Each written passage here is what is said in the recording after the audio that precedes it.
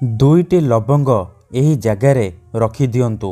Guarantee ଦେଉଛି ସେ ନାରୀ 5 ମିନିଟ୍ରେ ତୁମ ହାତ ଧରିକି ରୁମ୍କୁ ଡାକିବ, ଯାହା ଚାହିଁବେ ତାହା କରିବ।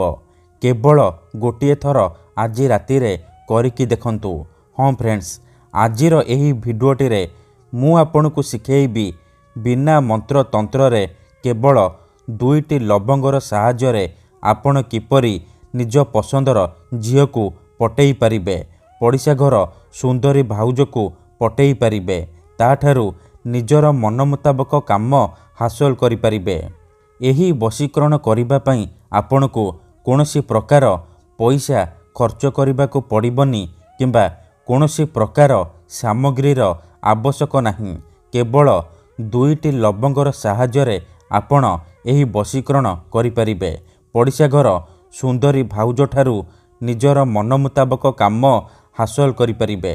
ହଁ ଫ୍ରେଣ୍ଡସ୍, ଠିକ୍ ଶୁଣିଲେ, ଆପଣ ସମସ୍ତଙ୍କର ଇଚ୍ଛା ଥିବ ସୁନ୍ଦରୀରୁ ସୁନ୍ଦରୀ ଝିଅକୁ ପଟେଇବା ପାଇଁ, ସୁନ୍ଦରୀ ଭାଉଜକୁ ପଟେଇବା ପାଇଁ, ତାଠାରୁ ନିଜର ମନ ମୁତାବକ କାମ ହାସଲ କରିବା ପାଇଁ।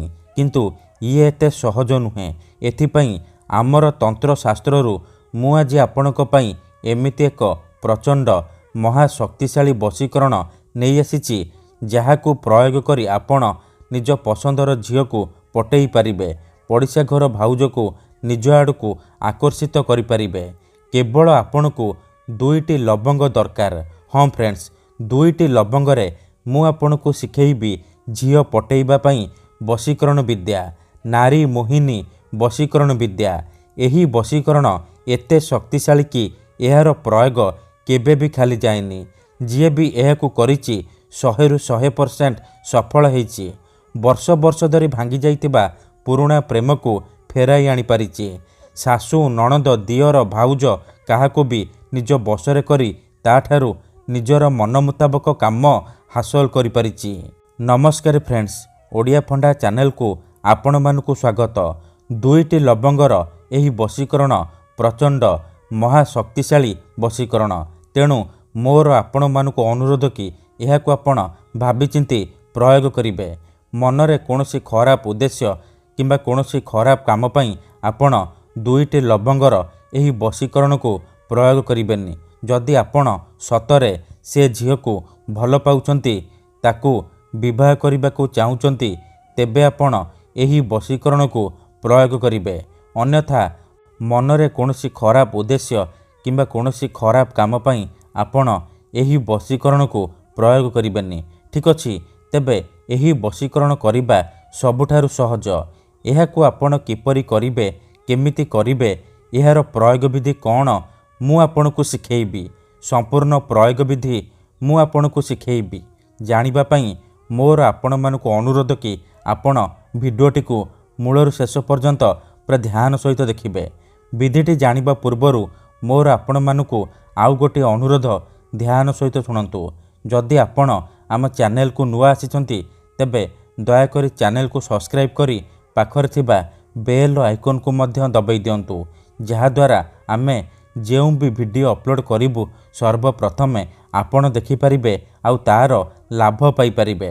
ଠିକ୍ ଅଛି, ମନେ ରଖନ୍ତୁ, ଏହି ବଶୀକରଣ କରିବା ପୂର୍ବରୁ କିଛି ବିଶେଷ କଥା ଜାଣି ରଖନ୍ତୁ। ଯେମିତିକି ମନ୍ତ୍ର, ତନ୍ତ୍ର, ଯନ୍ତ୍ର, ବଶୀକରଣ ଇଏ ଏମିତି ସେମିତି କାମ କରେନି। ମନରେ ସମ୍ପୂର୍ଣ୍ଣ ବିଶ୍ୱାସ, ନିଷ୍ଠା ଆଉ ଏକାଗ୍ରତାର ସହିତ ଆପଣଙ୍କୁ 2ଟି ଲବଙ୍ଗର ଏହି ବଶୀକରଣ କରିବାକୁ ପଡ଼ିବ। ତେବେ ଯାଇ ମୁଁ ଆପଣଙ୍କୁ ଗ୍ୟାରେଣ୍ଟି ଦେଉଛି, ଆପଣ ଯେଉଁ ଝିଅ ବା ମହିଳା ଉପରେ ଏହି ବଶୀକରଣକୁ ଗୋଟିଏ ଥର ପ୍ରୟୋଗ କରିଦେବେ, ସିଏ ସେହି ସମୟଠାରୁ ରାତିଦିନ ଆପଣଙ୍କ କଥା ଭାବିବ, ଆପଣଙ୍କ ଆଡ଼କୁ ଆକର୍ଷିତ ହେବାକୁ ଲାଗିବ, ଆପଣଙ୍କୁ ନ ଦେଖି ରହିପାରିବନି। ଯେଉଁ ଝିଅ ଆପଣଙ୍କୁ ଭାव ଦେଉନଥିଲା, ସେ ନିଜେ ଆସି ଆପଣଙ୍କୁ ଭଲ ପାଉଛି ବୋଲି କହିବ। ଯେଉଁ ପଡ଼ିଶା ଘର ଭାଉଜର ସୁନ୍ଦରତାକୁ ଦେଖି ଆପଣ ତାକୁ ରାତିଦିନ ଭାବୁଛନ୍ତି, ସିଏ ନିଜେ ଫୋନ୍ କରିକି ଘରକୁ ଡାକିବ, ଯାହା ଚାହିଁବେ ତାହା କରିବ, ଆପଣଙ୍କର ସବୁ ଇଚ୍ଛା ପୂରଣ କରିବ। ଠିକ୍ ଅଛି, ତେବେ ଏହି ବଶୀକରଣ କରିବା ସବୁଠାରୁ ସହଜ।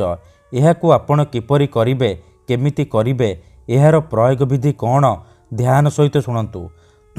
ସବୁଠାରୁ ସହଜ ଏହାକୁ ଆପଣ କିପରି କରିବେ, କେମିତି କରିବେ, ଏହାର ପ୍ରୟୋଗ ବିଧି କ'ଣ, ଧ୍ୟାନ ସହିତ ଶୁଣନ୍ତୁ।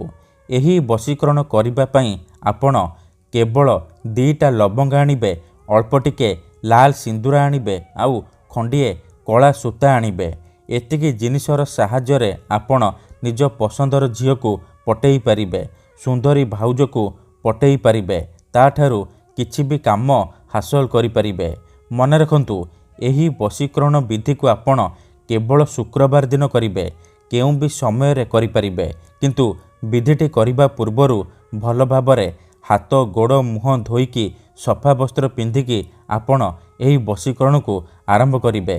ପ୍ରଥମେ ଆପଣ କ'ଣ କରିବେ, ଏହି ସବୁ ସାମଗ୍ରୀକୁ ନେଇକି କୌଣସି ଏକ ଜାଗାରେ ଦକ୍ଷିଣ ଦିଗକୁ ମୁହଁ କରିକି ବସି ପଡ଼ିବେ।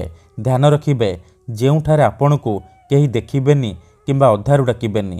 ତାପରେ ଯେଉଁ 2ଟା ଲବଙ୍ଗ ଆଣିଛନ୍ତି, ସେ 2ଟା ଲବଙ୍ଗରୁ ଗୋଟିଏ ଲବଙ୍ଗ ଡାହାଣ ହାତରେ ଧରିବେ, ଆଉ 3 ଥର ସେଇ ଝିଅ ବା ମହିଳାର ନାମ କହିବେ। ତାପରେ ସେ ଲବଙ୍ଗରେ ଫୁଙ୍କିଦେବେ।